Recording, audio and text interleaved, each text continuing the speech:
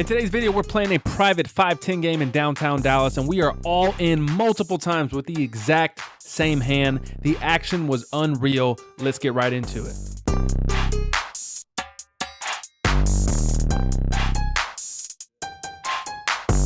We bonded this 5-10 game for $1,000, but within 2 minutes, we're already sitting on $1,500 because we chopped up a double board bomb pot that I'm not going to bore you guys with. So anyways, first hand of the session, we look down at ace queen of clubs on the button. There's an open from under the gun to $25.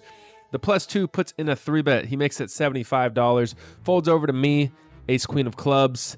I think a 4-bet is mandatory. I make it $250. The original raiser folds, and the under the gun player does not fold or call. He goes all in for $1,200. I think I can definitely fold here sometimes, but it kind of felt like he was doing this light because I 4-bet on the button. So with that in mind, I decided to put in the call. He wants to go twice for this $2,400 pot. I say sure. We're off to 2 runouts. The first flop comes king, deuce, 4, 2 diamonds, turns the 3 of clubs, giving us the nut flush draw and a straight draw, but the river is the deuce of diamonds, so we're left with just ace high, which is definitely no good. No worries, we have one more board to at least win half this pot. The second flop comes 5, 9, 9 rainbow, turn 8 of spades. Come on, dealer. River's the jack of diamonds. We got ace high. He shows ace king, so we were in horrible shape the entire time, and we're losing a big one to start the session. All right, ace queen didn't work for us, so let's downgrade and see if we can make something happen with ace jack. We're on the button. There's one limp from the hijack and I open to $40. The blinds fold and the hijack calls, so we're heads up to a flop. It's absolute garbage. It's deuce 3, 4 rainbow. The hijack checks, and I should definitely be checking back here, but I definitely did not do that. I bet $30 and he calls. We're off to a turn. It's the queen of hearts. He checks again, and this queen is much better for my range than his. I'm gonna have all the ace queen, all the king queens, all the pocket queens in my range. So I'm gonna bet. I bet $110, hoping to take it down here, but my opponent is not deterred whatsoever. He sticks in the call, so we're gonna need some help on the river, which does not come. It's the 8 of diamonds, so we're left with just ace high, but my opponent checks.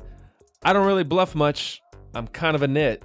So this seems like a good spot to finally, and I'm gonna go for it. I jam all in for $300 and he snap folds. So we didn't even have to sweat it there on the river. It's always nice to get a bluff through when you only bluff twice a year. In this one, we look down at one of my favorite hands, jack 10 of diamonds. There's a limp before it folds to me in the +2. I open it up to $35. The hijack calls, and so does the limper. So we're 3 ways to a flop. It comes trash again. It comes king, king, 4, 2 hearts. Not the flop we're looking for at all.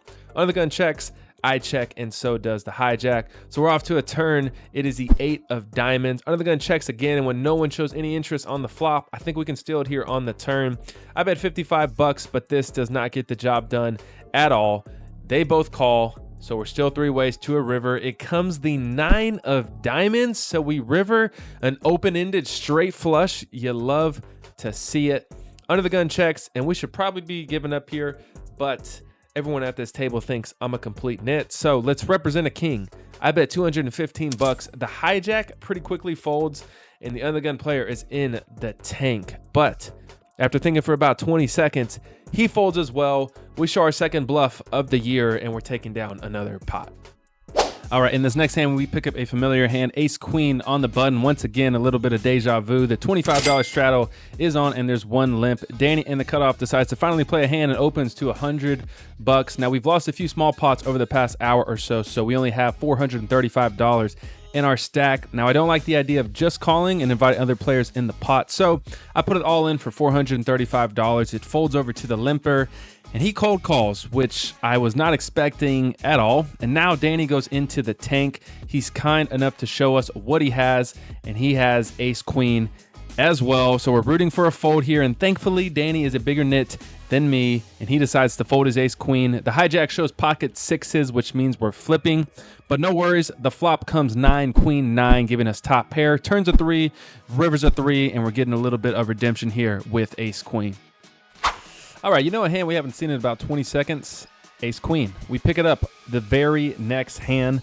We're in the cutoff. The +1 opens to $25. It folds over to me. Seems like a perfect spot to put in a 3-bet. I bump it up to $75. The button folds and the small blind decides to go all in for $490. The original raiser folds and action is back on me. Now the small blind appeared to be a little tilted. He had gotten cooler a few times, so he could definitely be jamming here light. We're 1-1 with ace queen tonight. Let's see if we can't go 2-1. I stick in the call, and here's what happens. No, I don't. I have the same hand as last time. What is that? Of course. Queen! Queen! Ace king beat. Second time! Dude, you're so Stupid. Keep playing like that, brother.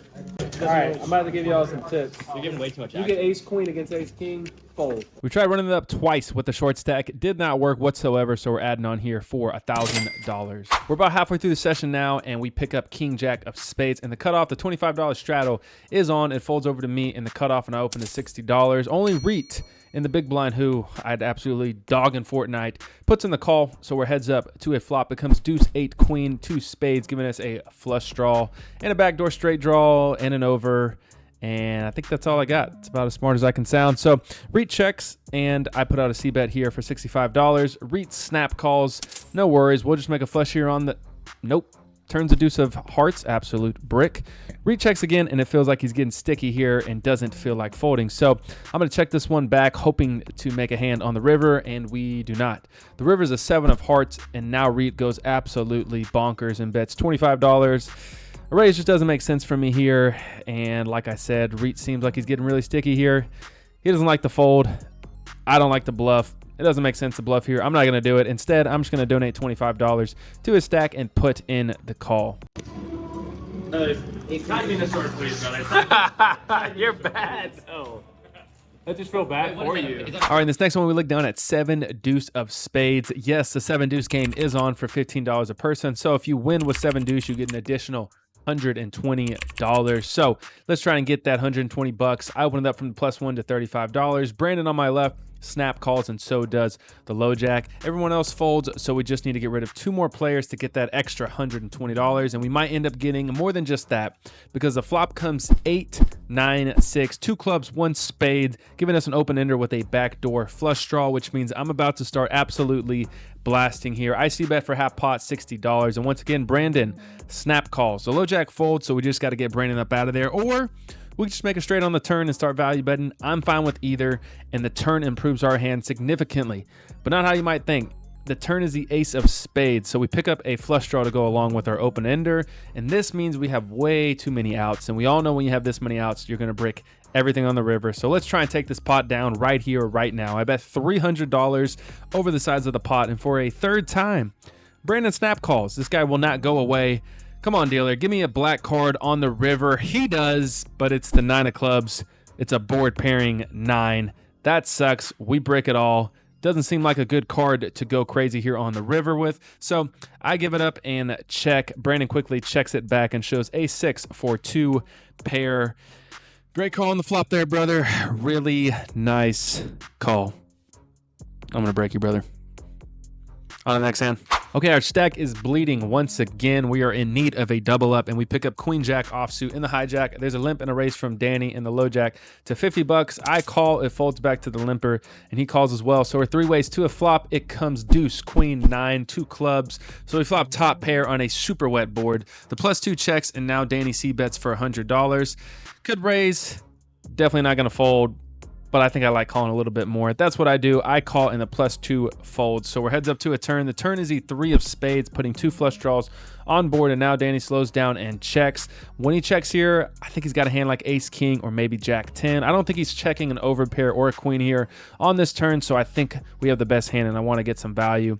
I bet $150. Danny thinks about it for about 10 seconds and decides to jam for my remaining 360 bucks. Very possible he has an overpair, but I'm not folding to Danny. I snap call, and we're off to see a river, and it's a pretty good one. It's the queen of diamonds, so we make trips. I show my hand, and Danny mucks, and the crazy thing is he's been talking trash to me all night, but hasn't won a single hand against me. Huh. That's weird.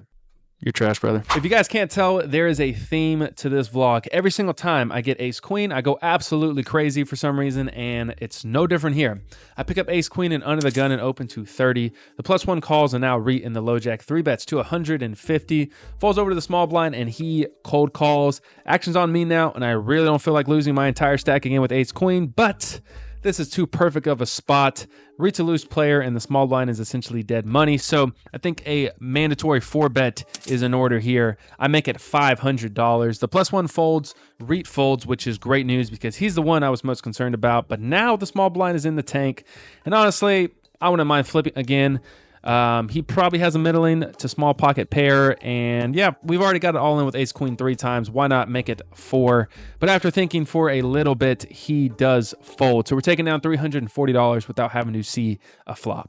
All right, so we've won a few in a row here, and it looks like we're gonna keep that trend going because we look down at 2 red kings in the hijack. There's 2 limps to me, and I bump it up to 60 bucks. The cutoff calls, and so do both limpers, which means we're 4 ways to a flop. It comes deuce, 7, and 4, 2 clubs. Honestly, a pretty scary board for 2 red kings. There's a lot of hands that my opponents can have that connect really well with this board. So when action checks to me, I think you could go either way here. I think I should be checking occasionally, but I want to narrow down the field. I see bet for 175 bucks, and we do in fact narrow down the field completely. The cutoff folds, the +1 folds, and the +2 folds, and that is perfectly fine with me. And that brings us to the final hand of the session. We pick up pocket 9s from under the gun and open to $30. We get 1 call from the hijack, and then Frederick on the button puts in the 3-bet to $150. It folds back to me. I'm not folding a pair to Freddy boy. I call and the hijack folds. So we're heads up to a flop. It comes 6, queen, queen. And all things considered, this is a pretty good board for pocket 9s. So I check. Freddy continues for $85. I'm not buying it just yet, brother. I put in the call and we're off to a turn. The turn is essentially a brick. It's the 3 of clubs. I check again, and this time Frederick checks it back. So feeling pretty good now. We're off to a river. It's the 4 of diamonds, another brick. And I think sometimes we could bet really small here for value and try to target ace high holdings, but I think I like a check call in this spot a little bit more. So that's what I do. I check, and Freddy boy bets $175. I'm not buying what you're selling, brother. I call, and he announces king high, which is no good. And we're scooping in an $865 pot to end the session. It's time for the results. We were into the game for $2,000, cashed out for 1,700 bucks. That's a loss of $300. Pretty insignificant for this game. No worries. We'll get them next time. Except for we might not, because next video we get absolutely torched. Stay tuned.